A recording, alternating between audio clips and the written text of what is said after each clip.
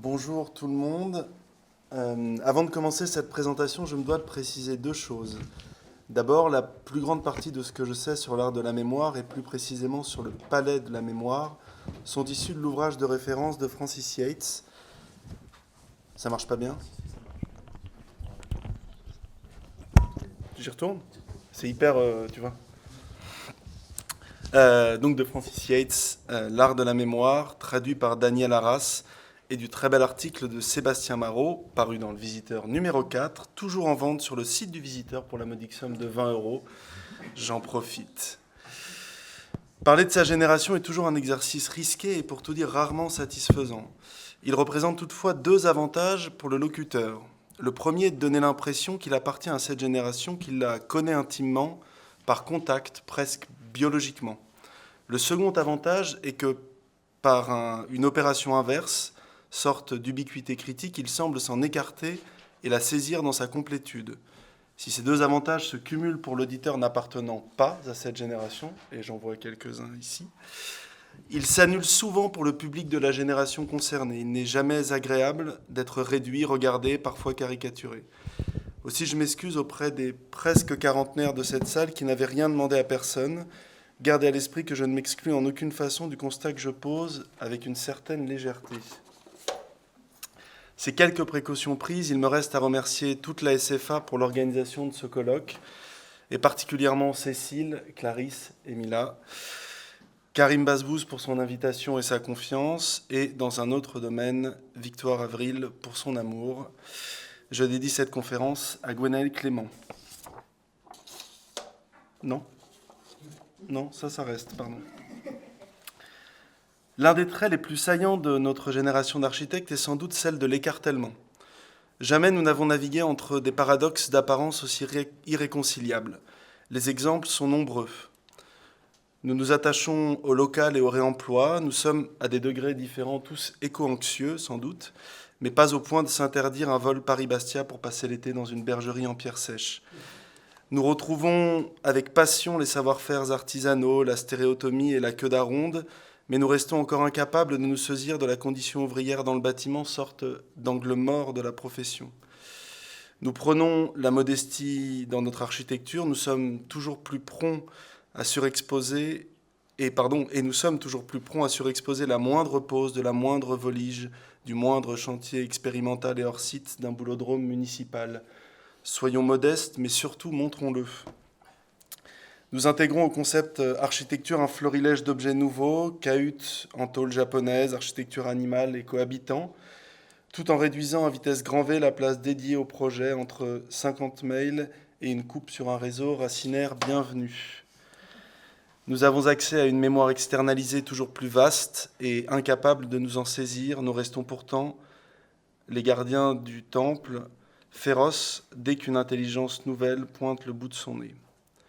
Il semble clair que cette situation écartelée va s'accroissant et qu'il serait illusoire de vouloir la contrecarrer tout à fait. Au moins pouvons-nous tenter d'éviter deux écueils majeurs que Régis Debray résume ainsi dans son éloge des frontières. Un pays comme un individu, une discipline dans notre cas, peuvent mourir de deux manières, dans un étouffoir ou dans le courant d'air, muré ou béant. Il convient d'alterner en trouvant le bon rythme. L'image qu'il donne est celle de la porte ouverte et fermée de Duchamp. J'ai une tendance à partir alors qu'il ne faut pas... Voilà. Entre bon sens paysan pour Happy Few et allégeance à une IA débridée, rien ne sert de choisir, il faut partir à point. Dans la panique généralisée que provoque l'arrivée massive de l'intelligence artificielle, je voudrais faire un pas de côté pour retracer le compagnonnage fécond qu'ont entretenu durant des siècles la mémoire artificielle et l'architecture, puis tenter d'esquisser les conséquences d'une mémoire externalisée et dématérialisée sur la discipline.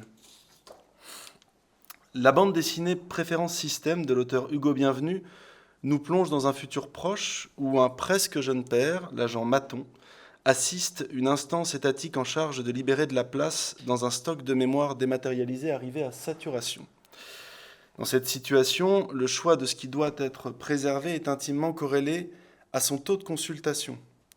L'intrigue commence lorsque notre agent se voit intimer l'ordre de supprimer le fichier contenant l'ensemble des données de 2001, l'Odyssée de l'espace, pour la simple et certainement bonne raison que son taux de consultation est de 0,000012%. Persuadé qu'une partie des trésors de l'humanité doivent être préservés, l'agent Maton les stocke clandestinement dans un robot domestique, accessoirement en charge de la gestation de sa fille.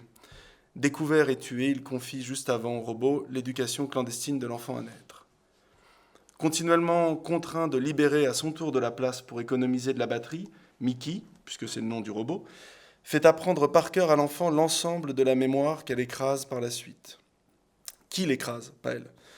Le cercle allant de la donnée stockée opaque et non sélectionnée à la mémoire périssable mais opérante, à la mesure de l'homme en somme, n'est pas sans rappeler la fin de Fahrenheit où, dans une société américaine dystopique, mais l'est-elle tant que cela en 2025, les livres sont interdits et brûlés par des pompiers pyromanes lorsqu'ils sont trouvés. Dans une forêt, une petite communauté a trouvé la parade. Elle a fait de chaque individu un livre et préserve précieusement des bribes de mémoire incarnées. Clochard au dehors, bibliothèque au dedans, comme le décrit leur représentant. Ces deux dystopies reposent sur un postulat apparemment fragile. Des humains entraînés pourraient retenir des sommes presque infinies de données, d'histoires et de connaissances. Pour réaliser ce qui nous apparaît à nous, enfin à moi, comme un prodige, nos personnages s'appuient vraisemblablement sur une ancienne structure spatiale internalisée, le palais de mémoire. L'exposé qui suit comporte peu d'images, pour la simple et bonne raison qu'il est important que vous vous en forgiez vous-même pour mieux saisir mon propos. Avant l'avènement du papier, puis de l'imprimerie, la question de la mémorisation quotidienne était un enjeu important, sinon vital. Comment se souvenir des 15 000 vers de l'Iliade? Vital. Du nom de l'arrière-grand-oncle par alliance? Un peu moins vital. Ou d'un discours à la tribune à venir? Dans mon cas, vital. L'art de la mémoire antique est intimement lié à la rhétorique. L'orateur s'appuie sur une série de techniques qui doit lui permettre de discourir des heures sans notes. Pas comme moi.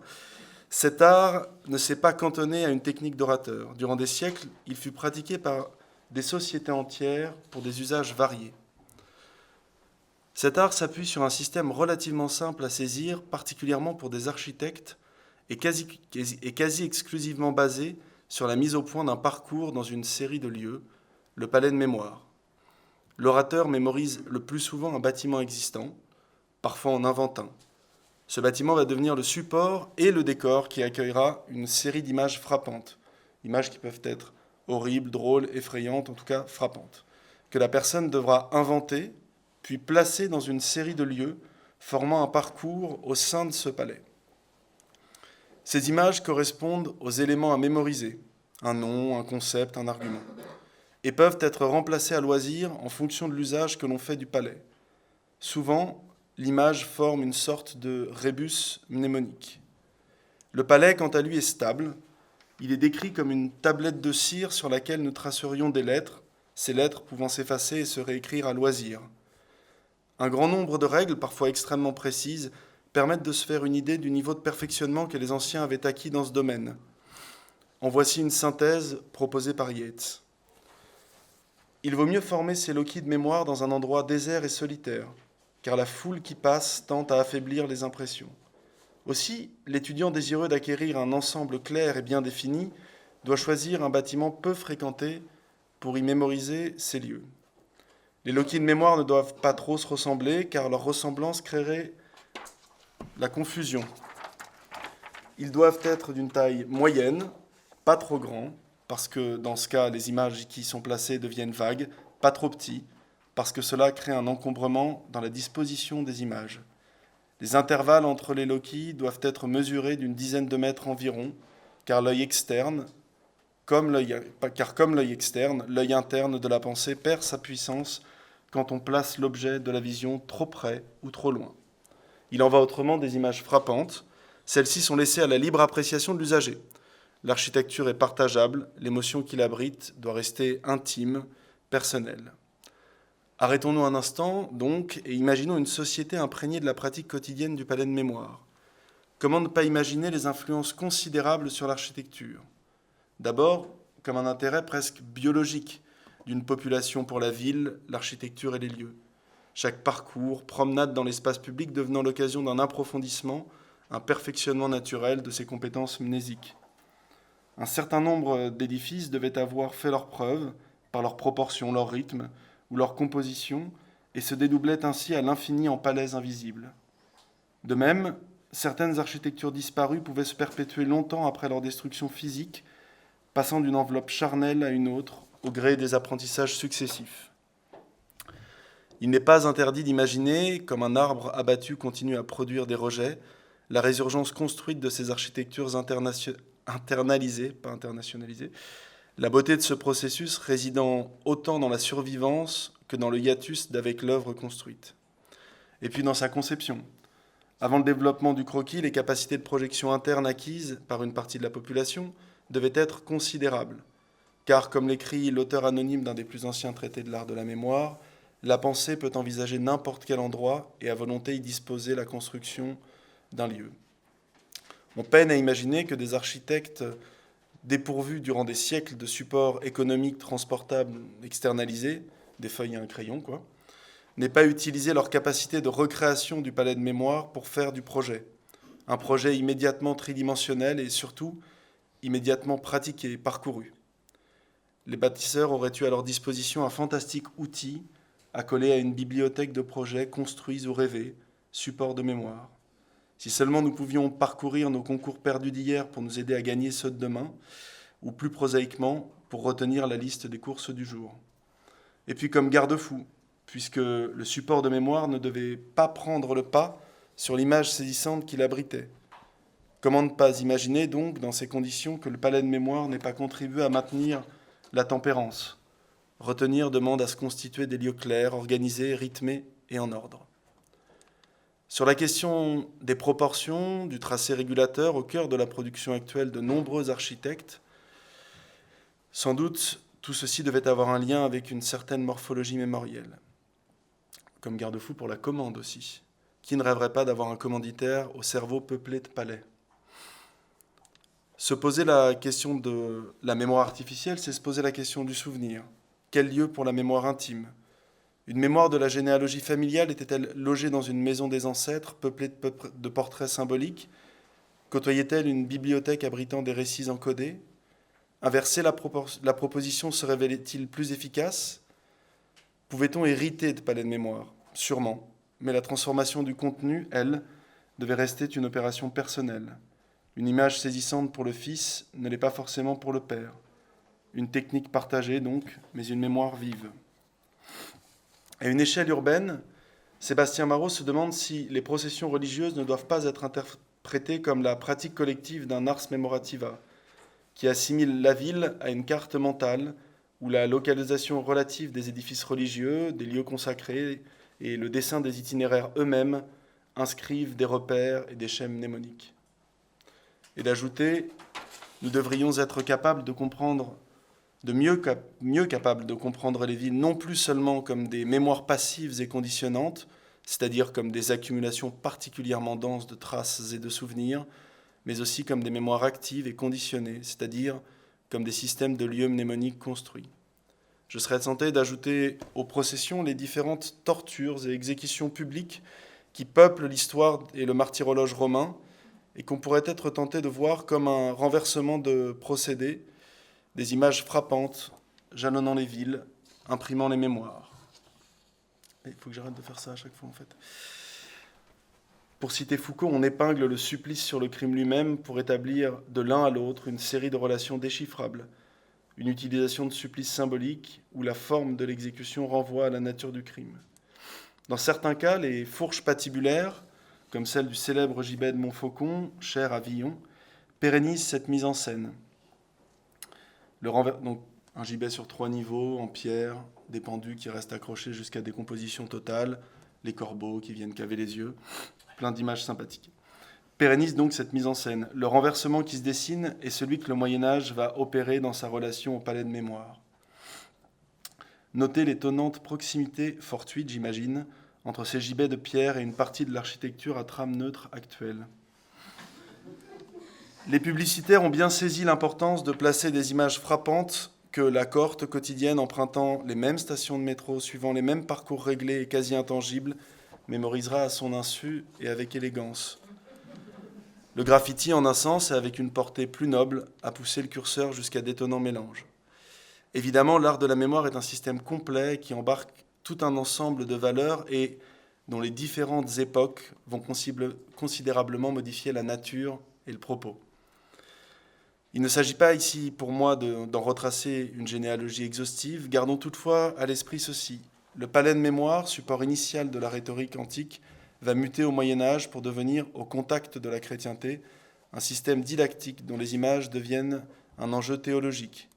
Les lettres tracées sur la tablette de cire deviennent des images symboliques normées, partageables, durables. Elles vont pouvoir se graver dans la pierre. Cette architecture romane qu'Hugo définit comme un immuable hiéroglyphe de l'unité papale. Le statuaire roman et ses symboliques complexes, hermétiques à notre pensée moderne, nous laissent entrevoir une partie du système du palais de mémoire adapté par les chrétiens. Ce que le palais perd en abstraction et en liberté, il le gagne en stabilité et en efficacité. Ce qui va précipiter la disparition relative de l'art de la mémoire, et plus précisément du palais de mémoire, c'est évidemment l'imprimerie et le livre. Tout le paradoxe réside dans le fait qu'ayant cristallisé une partie de son existence dans la pierre, le palais en a été fragilisé. Mais si Hugo a raison en démontrant la liberté nouvellement acquise par les arts et leur dispersion hors des murs du livre de pierre, au premier titre desquels la littérature, sans doute enterre-t-il un peu vite l'architecture. Une fois l'externalisation et la dispersion de la mémoire accomplie, deux voies de recherche s'ouvrent à nous. D'abord la traque de la survivance du palais de mémoire, et puis la relation féconde du stockage de données et de l'architecture. Donc d'abord la traque. La traque de cette survivance de l'art de la mémoire mériterait évidemment des développements conséquents, mais je vous propose de suivre quelques pistes, quelques chemins, pour comprendre l'importance qu'elle continue à avoir comme un fleuve souterrain. Durant l'hiver 1941, dans le monastère de Griazovets, les russophones m'excuseront, transformé par le NKVD en camp de prisonniers, une soixantaine d'officiers polonais ayant échappé au tristement célèbre massacre de Katyn, ils étaient 4000 quelques semaines avant, décident de monter clandestinement des conférences sur des sujets de leur choix. Joseph Czapski choisira de monter un cycle sur la littérature française et plus particulièrement sur la recherche du temps perdu. Sans aucun accès à l'œuvre originale, il réussira pourtant à en faire une description extrêmement précise, citant des morceaux entiers, proposant une analyse complète des protagonistes et de la structure de l'œuvre. S'il s'appuie sur un système personnel de schéma mnésique, que vous voyez ici, efficace, dont les traces ont été publiées ultérieurement dans son ouvrage Proust contre la déchéance, il y a fort à parier que la structure de l'œuvre elle-même, construite comme un vaste espace mémoriel, y soit pour beaucoup.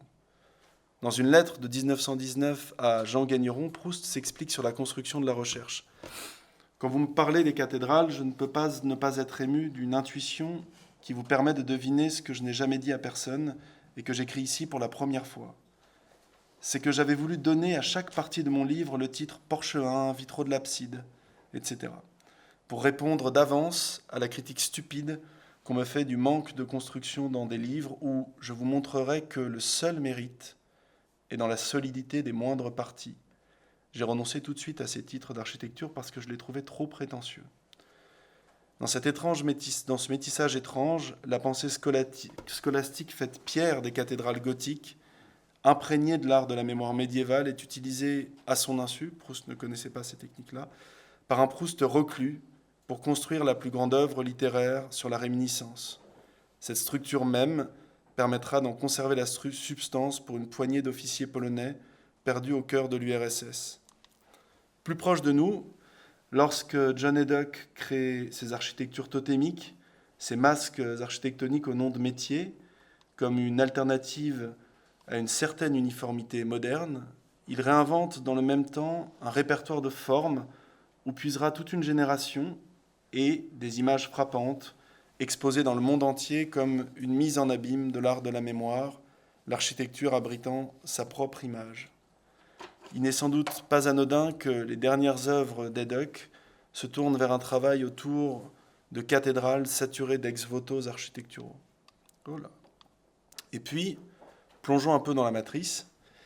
Depuis quelques années, des photos d'espaces de transition vides et sans qualité, un motel, un couloir, un entrepôt, font l'objet d'intenses échanges sur les réseaux. On les appelle les espaces liminaux. Alors, dans les 3 images qui suivent, un de ces espaces a été dessiné par un Pritzker. Je vous laisse regarder. Des communautés entières tentent de donner une profondeur à chacune de ces images par le récit et de trouver des liens entre elles en les intégrant à un édifice plus vaste. Pour le moment, ces espaces sont appelés les backrooms. Je ne sais pas comment il faut prendre cette dénomination. En voici une description. La puanteur de la vieille moquette humide, la folie du mono jaune, le bruit de fond sans fin des lumières à néon, au bourdonnement maximum, et environ 100 millions de kilomètres carrés de pièces vides, segmentées au hasard, dans lesquelles on se trouve piégé. On pourrait être tenté d'y voir une sorte de face sombre du palais de mémoire. J'y vois plutôt l'appétence d'une génération pour la déduction, la mise en profondeur à partir de la surface. Un garde-fou aussi. Aucun internaute n'a encore imaginé qu'une vie paisible puisse s'y épanouir, contrairement à certains architectes qui ont construit ces espaces.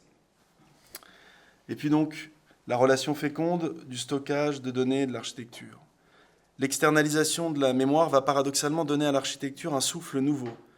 Délestée de ce poids, elle fera la place belle à des considérations disciplinaires nouvelles, la lumière, l'espace et le corps en mouvement. Jusqu'à la fin du XXe siècle, les retrouvailles de ces 2 amants seront des noces où chacun tirera un bénéfice mutuel de cette liberté nouvellement acquise. La salle de lecture met en scène le livre autant que le lecteur. Je suis conscient que ma photo n'est pas tout à fait idéale pour la mise en scène du lecteur, mais normalement, à Viipuri, ça fonctionne comme ça. Le cabinet de curiosité devient un musée, les œuvres s'espacent, se distinguent, la scénographie fait son entrée dans la danse, même les banques exposent leurs coffres. Il a fallu 6 siècles à l'architecture pour construire cette relation. La fin du XXe va rebattre les cartes brutalement. D'externe, la mémoire va se muter en données, se dématérialiser à une vitesse insoupçonnée. Vous comprenez bien que je fais des raccourcis importants. Pour la première fois, le stockage de la mémoire ne s'accompagne pas de création d'un espace. Dans une époque qui résout beaucoup de choses en appelant un chat un chien, il faudrait s'arrêter sur le glissement sémantique habile qui consiste à faire passer une transmutation pour une dématérialisation. Le nuage abritant les données, image versatile s'il en est en fait une boîte opaque, brûlante et sécurisée, un data center. Le don d'ubiquité acquis par la donnée ne nécessite plus de lieu pour l'accueillir, juste un coffre sécurisé. Pour la première fois, l'architecture n'est plus un maillon entre la donnée et son médium, le livre et sa bibliothèque, la peinture et son musée, le statuaire et son temple. Et même ces abris anciens sont impactés par ce phénomène. La dématérialisation produit un effet étonnant, elle assèche les œuvres existantes. On ne vient plus voir la Joconde pour sa valeur artistique, on confirme par une photo son existence matérielle. J'y étais, elle aussi. Deux projets expriment chacun d'une manière très différente la question posée par cette nouvelle forme de mémoire. À la Neue Nationalgalerie de Berlin, Mies acte la séparation et conclut magistralement un chapitre qui s'ouvre à peine. Les peintures restent proches, dans le socle, presque par atavisme, mais l'espace, lui, règne seul, pour lui et par lui-même. La Neue Nationalgalerie semble nous souffler cette épitaphe romaine. Il est ici et il n'est pas. Le projet de Loma pour la très grande bibliothèque préfigure déjà ce stock opaque et dense. Les livres, donc ce que vous voyez sur ce plan, le pochet, pour ceux qui ne le connaissent pas, ce sont des livres. Les livres sont une masse sombre, indéterminée, inquiétant, un bloc que l'on peut creuser à loisir pour former des espaces de lecture. Selon Koulas, comme une crème glacée. Je dirais plutôt comme le rat de La Fontaine qui, las des soins d'ici-bas, dans un fromage d'Hollande, se retira loin du tracas. La solitude était profonde, s'étendant partout à la ronde.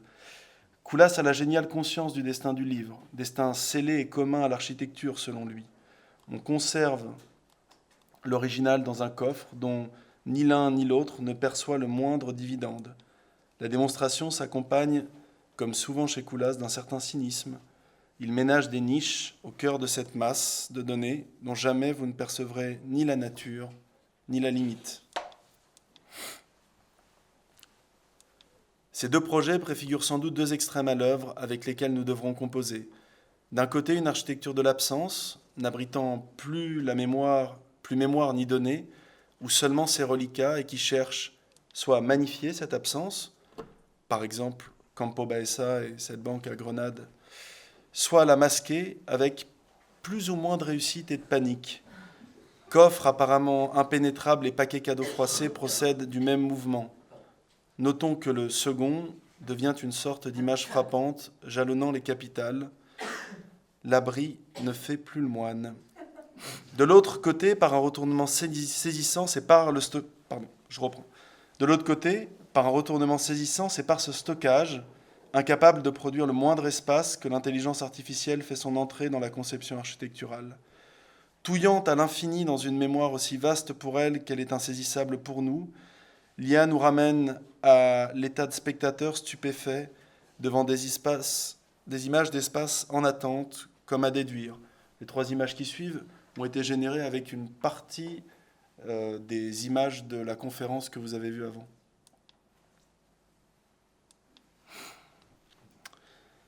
Comme souvent en architecture, c'est le projet qui devrait nous permettre, peut-être, de récolter les bénéfices de la dématérialisation. J'en vois plusieurs sur lesquels nous pourrions conclure. En nous basant sur des images produites par nos soins via une IA, nous pourrions apprendre à pratiquer, ô hérésie, le projet par la fin, une architecture déductive autant qu'inductive, le projet et l'analyse dans le même temps. Le travail de transformation du projet reste à l'œuvre, il change simplement de sens. Pour sortir du mouvement actuel qui consiste à ne plus définir l'architecture que par sa périphérie, la transdisciplinarité, ou par son centre, les invariants architecturaux, nous devons continuer à traquer l'architecture où elle se niche, parcourir en architecte les espaces infinis que le jeu vidéo déploie depuis 40 ans sans que, pour une raison qui m'échappe, nous n'ayons jamais su en tirer le moindre bénéfice disciplinaire. Si les palais de mémoire imprégnaient une génération, que dire des jeux vidéo ? Une expérience intime d'espace partageable, voilà un beau programme. Et dans une époque où construire peut attendre, réembarquer dans nos esprits des palais à notre mesure nous permettrait peut-être de découvrir par l'outil quelques savoirs anciens, enfouis. Bien malin celui qui prédira la fortune de ce nouvel état, mais sans doute, propulsé dans une dimension inconnue, mémoire et architecture trouveront-elles de nouveaux sillons pour abriter nos corps, nos âmes et nos souvenirs.